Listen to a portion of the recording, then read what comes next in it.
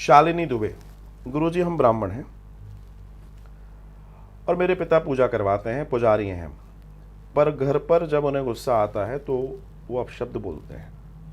इसकी वजह से मुझे उन पर गुस्सा आता है और न चाहते हुए भी पिता को जवाब देना पड़ता। ओके, देखो शालिनी, पहला दर्शन है कि वो तुम्हारे पिता हैं,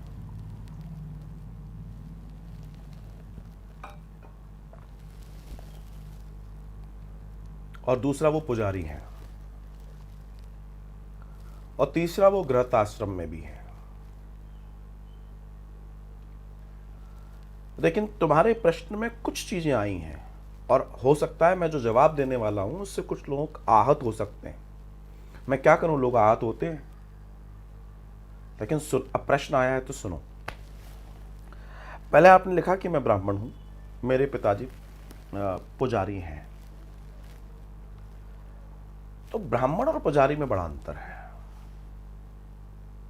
जी हाँ, पुजारी वो है जो भगवान की पूजा कर रहा है, और ब्राह्मण जो है जो संतुष्ट है और शांत है, और वो ईश्वर को जान रहा है और लोगों को ईश्वर के प्रति प्रेरित कर रहा है। उसकी अपने आप में वो मौन भी है तो भी उसके अंदर से ईश्वर के शब्द फूट रहे हैं और वो लोगों को आनंद दे रहा है। इति ब्राह्मण।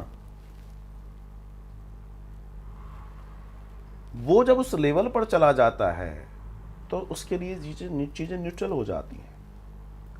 लेकिन as you told he is pujari, so he is just doing his job, and अगर उसको सेवा की तरह से करेंगे। देखो अब यहाँ दो दर्शन है।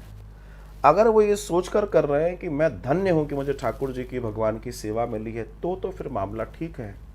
और अगर he is doing as a job, अगर सिर्फ नौकरी की तरीके से कर रहे हैं, कार्य की तरीके से कर रहे हैं, तो ये काम क्रोध मद लोभ तो बने रहेंगे, क्योंकि सामान्य वर्ग हो रहा है, कोई विशेष वर्ग नहीं हो रहा है। तो यहां थोड़ा सा समझना है। अब बात आती है कि आप उनके गलत को देखकर कभी कभी अपशब्द बोल देती हैं।